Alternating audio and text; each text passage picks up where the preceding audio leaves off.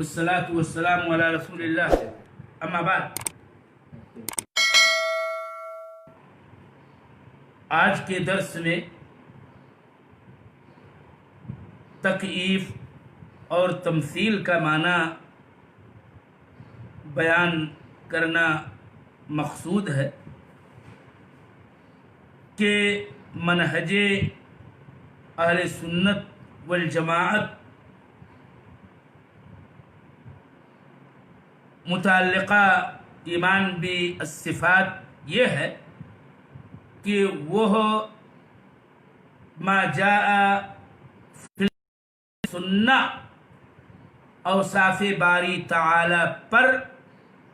بلا تحریف و تعطیل ایمان رکھتے ہیں اور بلا تکییف و تمثیل۔ تکییف کا کیا معنی ہے، کیا اس کا مطلب؟ تکییف کا لغوی معنی در حقیقت یہ ہے کہ کسی چیز کی کوئی کیفیت مقرر کی جائے، ان یجعل للشیء کیفیت، یہ کہا جائے کہ فلاں چیز کی یہ کیفیت ہے، ایسے ہے، اس پوزیشن میں ہے، اس حالت میں ہے، اس کنڈیشن میں ہے۔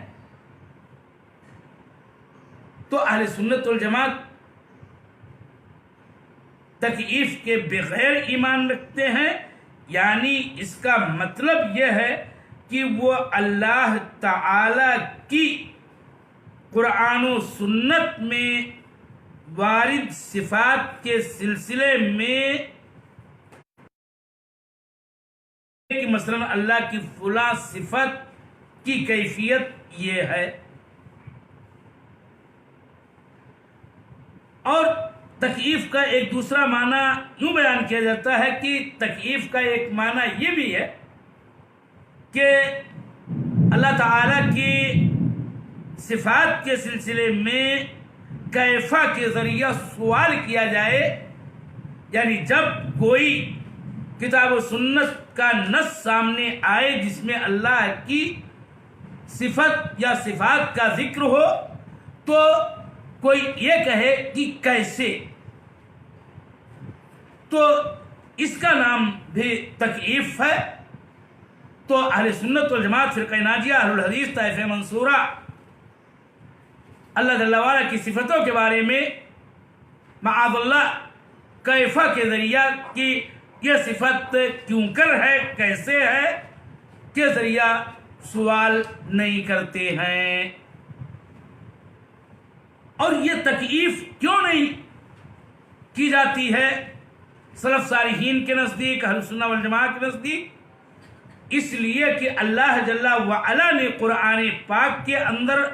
اپنی صفات کا ذکر کیا ہے اور اس کی اللہ تعالی نے کوئی کیفیت نہیں بیان کی ہے، اور نہ اللہ کے رسول صلی اللہ علیہ وسلم سے اللہ تعالی کی صفتوں میں سے کسی بھی صفت کی کوئی کیفیت بتائی گئی ہے۔ اور دوسری بات یہ بھی ہمیشہ پیش نظر رہے کہ صحابہ کرام رضوان اللہ علیہم اجمعین جو تنزیل قرآنی کا زمانہ پانے والے تھے، قرآن کی آیتیں اترتی تھیں، انہی آیتوں میں سے وہ آیت بھی ہوتی تھی جو اللہ تعالیٰ کی صفات پر مشتمل ہوا کرتی تھی۔ کسی صحابی سے معاذ اللہ یہ نہیں منقول ہے کہ انہوں نے کبھی بھی کسی صفت کے بارے میں کیفا کے ذریعہ سوال کیا ہو اور کوئی بھی اس سلسلے میں قرید کیا ہو۔ لہذا ہم کتاب و سنت میں وارد صفات کے سلسلے میں منہج سلف صالحین اختیار کرتے ہوئے نہ تو اس کی کوئی اپنے نزدیک معلوم یا غیر معلوم کوئی کیفیت متعین کرتے ہیں، اور نہ ہی کیسے کے ذریعہ اس بابت کوئی سوال کیا کرتے ہیں۔ دوسرا جو لفظ ہے تعطیل، تمثیل، تمثیل کا کیا مطلب ہے؟ تمثیل کے لغوی معنی ہوتے ہیں کسی چیز کی کوئی مثل متعین کرنا۔ ایسے آسان لفظوں میں یوں ہم کہہ سکتے ہیں کہ کسی بھی چیز کے بارے میں یہ کہنا لغوی طور پر تمثیل کہلاتا ہے کہ الشیء الفلانی مثل الشیء الفلانی، کہ فلاں چیز کی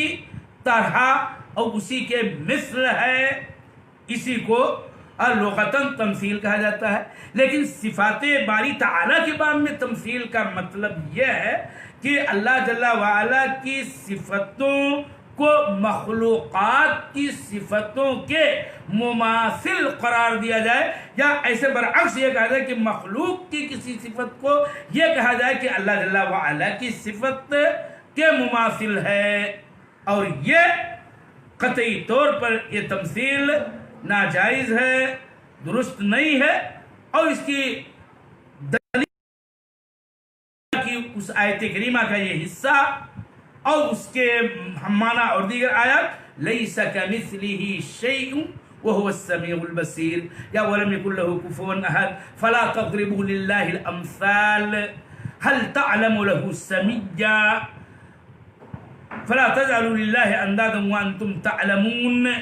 ان تمام آیات کا مستفاد یہ ہے کہ اللہ جل وعلا کا نہ کوئی مکافی ہے، نہ کوئی مساوی ہے، نہ کوئی مناوی ہے، نہ اس کا کوئی نظیر ہے، لہذا اللہ تعالیٰ کو اس کی ذات میں بھی اور اس کی صفات میں بھی معاذ اللہ مخلوقات میں سے کسی سے اور کسی کی صفت سے مماثل نہیں قرار دیا جا سکتا ہے۔ اور اس طرح سے تکیف و تمثیل در حقیقت یہ مجسمہ کا شیوہ ہے، اور یہ چیز تجسیم کے اندر داخل ہے، اور وہ فرقہ اور وہ گروہ غال و ضائغ جس کے یہاں اللہ جل وعلا کی صفات کی اس بات میں اس قدر غلو اور اطراء ہے اور مبالغہ آرائی ہے کہ وہ اللہ جل وعلا کی صفات کی تجسیم کیا کرتے ہیں، انہی میں کے کچھ ایسے ہیں کہ جو اللہ تعالیٰ کی صفات کی کوئی متعین غیر متعین، معلوم غیر معلوم کوئی کیفیت بیان کرنا چاہتے ہیں، یا یہ کہ اس کے بارے میں کیفا کے ذریعے سوال اٹھاتے ہیں، یا پھر انہی مجسمہ ہی میں سے کچھ ایسے ہیں کہ جو اللہ جل وعلا کی صفتوں کی مخلوقات کی صفتوں سے مماثلت بیان کرتے ہیں۔ مثلا ایک ممثل یوں کہتا ہے کہ ید اللہ کا یدنا، قدرتہ کا قدرتنا، سمعہ کا سمعنا، بصرہ کا بصرنا الی آخرہ۔ تو یاد رہے کہ یہ مجسمہ کی دو قسمیں ہیں، ایک تو مجسمہ مکیفہ اور ایک مجسمہ ممثلہ۔ لیکن آیت کریمہ لیسا کمثلہ شیء وہو السمیع البصیر، یہ ہم اہل سنت والجماعت کے نزدیک بہت ہی اہم ترین آیت ہے، اور صفات کے باب میں اہم قاعدے پر یہ مشتمل ہے آیت کریمہ، اور اس کا مفاد یہ ہے کہ اللہ جل وعلا کے لیے ما جاء فی الکتاب والسنہ صفات کو کی کوئی بھی مماثلت نہیں بیان کی جائے گی اور نہ قرار دی جائے گی۔ تو ساتھ ہی ساتھ یہ بھی ہے کہ اللہ تعالیٰ کے لیے اسماء و صفات کا اثبات ہوگا، اور یوں ہمارا منہج اور ہمارا اعتقاد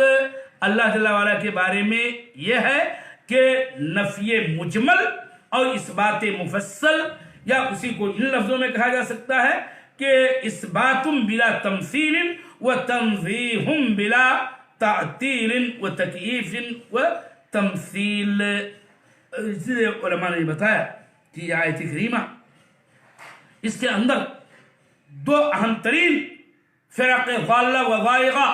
جو اسماء و صفات کے باب میں گمراہی کا شکار ہیں اور زیغ و انحراف کا شکار ہیں، ان دونوں کی ایک ساتھ اس چھوٹی سی آیت یا کہ یہ آیت کریمہ کے ٹکڑے میں دونوں کی تردید ہوتی ہے کہ لیسا کمثلہ شیء میں ممثلہ یا کہ یہ مجسمہ جن میں سے ممثلہ اور مکیفہ دونوں آتے ہیں، ان دونوں کی تردید ہے کہ اللہ تعالیٰ نے اپنی خواہ ذات کا مسئلہ ہو یا اس کے صفات کا مسئلہ ہو، دونوں میں سے مثلیت کی نفی کی ہے۔ فَفِيهَا رَدٌّ عَلَى الْمُمَثِّلَ الْمُجَسِّمَةِ وَهُوَ السَّمِيعُ الْبَصِيرُ میں اللہ تعالیٰ کی دو ناموں کا، اور دونوں نام چونکہ دو صفتوں پر متضمن ہے تو دو صفتوں کا اس بات ہوتا ہے۔ فَفِيهَا رَدٌّ عَلَىٰ الْمُعَطِّلَةِ أَيْ الْجَهْمِيَّةِ وَنُفَاةِ الصِّفَاتِ، اور اس طرح سے اس آیت کریمہ کے آخری حصے فرقہ جہمیہ معطلہ جو صفات باری تعالیٰ کی نفی و تعطیل کا نظریہ رکھتے ہیں، ان کی تردید ہوتی ہے کہ اللہ تعالیٰ نے اس میں اپنے لیے اسم سمیع اور بصیر کا اس بات کیا ہے، اور سمیع و بصیر کی دلالت سمع و بصر پر ہوتی ہے۔ یوں ان آیت کریمہ سے اللہ تعالیٰ کے دو صفات کا بھی اس بات ہوتا ہے۔ اللہ تعالیٰ سے دعا ہے کہ بارے الہ